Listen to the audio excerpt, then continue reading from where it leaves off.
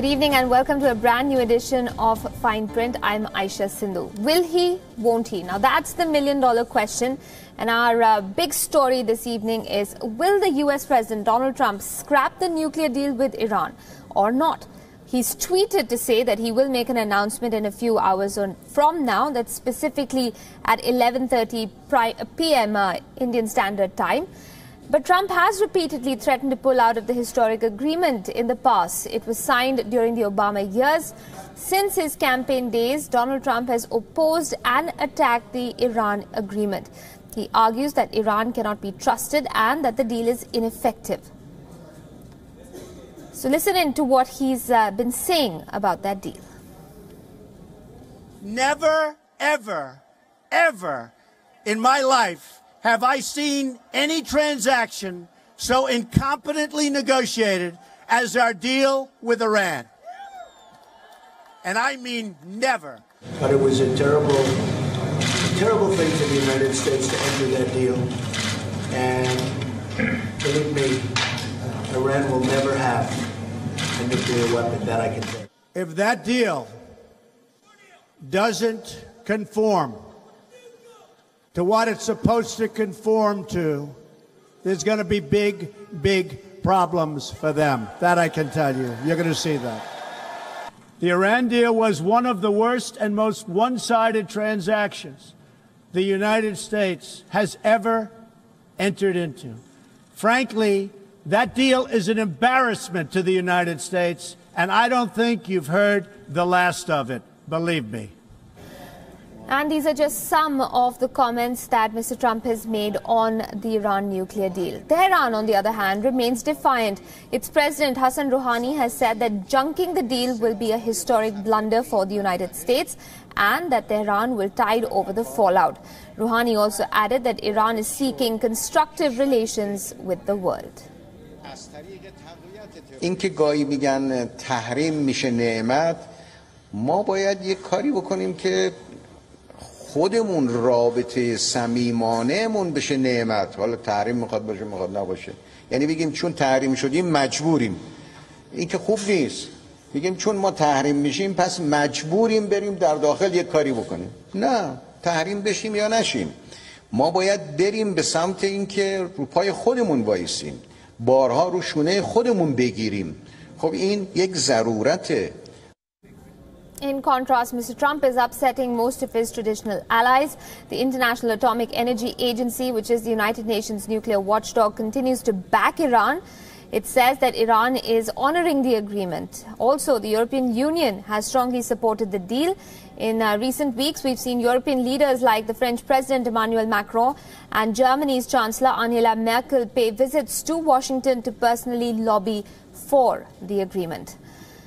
But on the other side of this divide is Mr. Trump's good friend and Israel's Prime Minister Benjamin Netanyahu. He is leading the charge against Iran. Netanyahu claims that the deal is based on a lie. Just last week, he held a press conference and made some bold accusations about Iran's nuclear record. Despite the theatrics, though, he failed to convince anyone. There was no new evidence of Iran's nuclear program running that was presented by the Israeli Prime Minister. Meanwhile, President Trump's own aides are also digging for dirt. A report in the New Yorker claims that Trump's aides hired Black Cube, an Israeli intelligence firm known for operating in the dark, to spy on officials who had worked for President Obama. The report claims that this was an effort to undermine the Iran deal only further. While we have reported on the forces that are trying to kill this deal, we must also highlight those who are furiously trying to save it. Now, several European leaders have recently made trips to the White House in an attempt to convince and cajole perhaps Donald Trump to honor the Iran deal. And then, of course, there's John Kerry, the former U.S. Secretary of State, who was part of the team that struck the deal to start with. His shadow diplomacy has come to the fore once again. And, of course, the current president, Donald Trump, doesn't like it. Not at all. He even says that Kerry's moves to lobby lawmakers are possibly illegal. But the question is this indeed an illegal pursuit? Why is John Kerry still invested in this deal? WION does a fact check for you. President Obama's Secretary of State, John Kerry, is back in the news. Kerry is trying hard to save the Iran nuclear deal that he was closely involved with back in 2015. He has held strategic sessions with Iran Foreign Minister Mohammad Javad Zarif. Kerry has even held parleys with U.S. lawmakers and European officials. But U.S. President Donald Trump is miffed with Kerry's shadow diplomacy. Trump thinks Kerry's meetings are possibly illegal. He blames the former Secretary of State for creating this mess. But the U.S. President's personal lawyer, Rudolph Giuliani, did not mince his words and attacked Kerry. Giuliani accuses Kerry of violating the Logan Act. The Logan Act bars private citizens from interfering in diplomatic relations of the United States with foreign governments. The aim of this law is to prohibit private citizens from influencing foreign officials and conducting private diplomacy against the United States.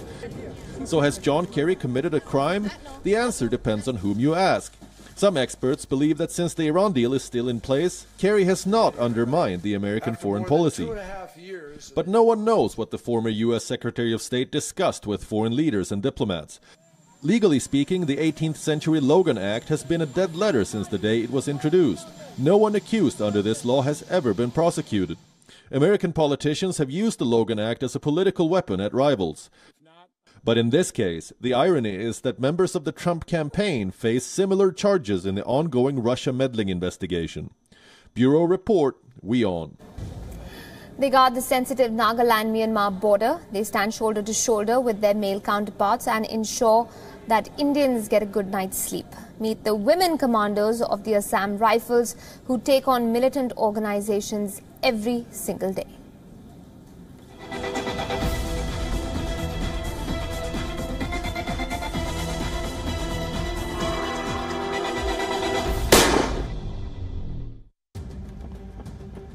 They stand guard at the 1,624-kilometer-long border that India shares with Myanmar. In Nagaland's Dimapur, these soldiers are leading the fight against insurgency. In 2016, Assam Rifles first inducted a batch of 100 women personnel into their ranks, and since then, they have been taking down militants who are trying to create tension in the area. The main aim of raising this company as Mahila company was to facilitate the operations of the Assam Rifles operating in the difficult areas and terrains of northeast India. With the induction of Mahila Riflemen, these operations have been better handled, and also the forces now don't face any problems regarding to the with frisking of female underground workers or terrorists who are there here. The all-woman battalion of the Assam Rifles is called the Lushai Company and is stationed in Dimapur for training. Like Naxals, insurgents in Nagaland and Manipur are known for ambushing security forces and launching attacks. Their modus operandi makes the job of these troops even more dangerous. The Lushai Company sits in wait, anticipating possible attacks by these insurgents, and then counter any and all offensives launched by the militants. Training our recruits to carry out the operations during day, night and with their own weapons. So they have to clear the stoppages on their own. There will be no armor provided to them when they are in the operations. And that is how this is an advantage, like giving them an opportunity to handle the weapons blindfoldedness. Then this gives an opportunity to handle them in day, night, weather, any kind of circumstances. The terrain is tough and warfare in the jungles is challenging. It requires several hours of aggressive training to take on the insurgents, and these women soldiers are ready to give it their all.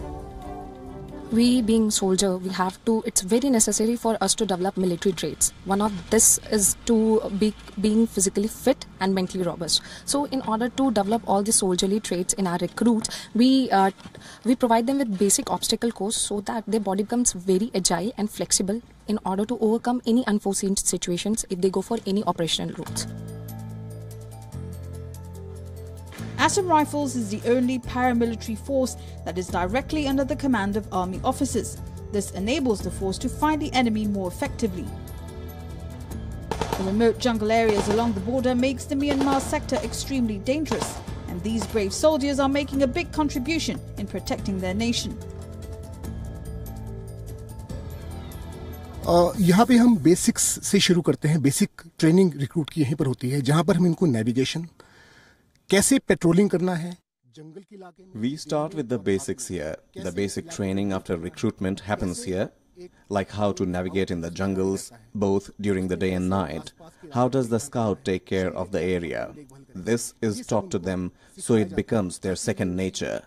We train them in such a way that these troops won't make a mistake of crossing the border or fail to fight the enemy.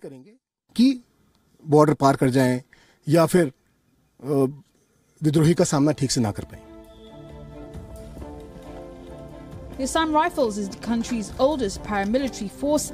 Along with guarding the Myanmar border, these troops are also responsible for the country's internal security, making their contribution even more valuable.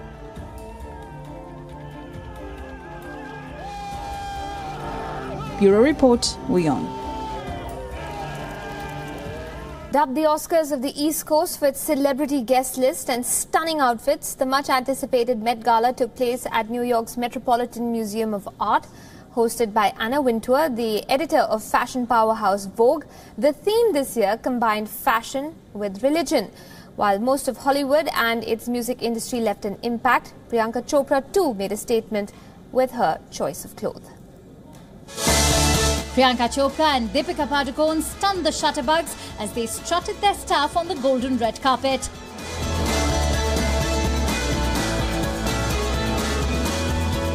Priyanka sashayed down in a crimson-coloured Ralph Lauren gown, teamed with a bejewelled hood. A thumbs up to the lady for sticking with the theme, heavenly bodies, fashion and the Catholic imagination. While Deepika Padukone looked gorgeous in a red Prabal Gaurang gown, showing off her thigh-high split and a glitzy pair of earrings, she failed to deliver the fashion chutzpah of the gala's theme. But Hollywood's elite took the theme to heart and crosses, veils and headdresses ruled the red carpet.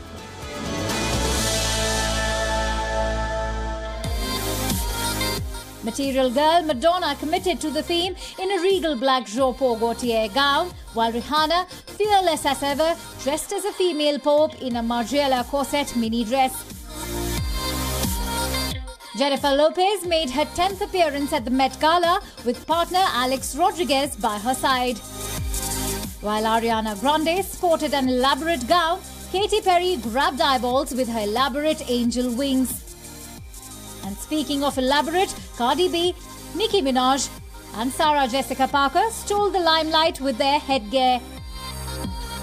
Lena Waithe, the first black woman to win an Emmy for comedy writing, made a strong political statement by donning a pride flag cape, the most undeniable symbol for LGBTQ rights. Other bigwigs to rock the red carpet included Kylie Jenner and a casual appearance by television's late-night royalty, Jimmy Fallon and Stephen Colbert. The red carpet also saw the arrival of co-hosts of the gala, Amal Clooney, Donatella Versace and Anna Wintour. Interestingly, Wintour, who takes the final call on the guest list, scratched President Donald Trump off the list. The Met Gala tickets cost a whopping $30,000 each, with a table costing $275,000. All proceeds go to the Metropolitan Museum of Art's Costume Institute, the only curatorial department at the museum that funds itself. Entertainment Bureau, WION.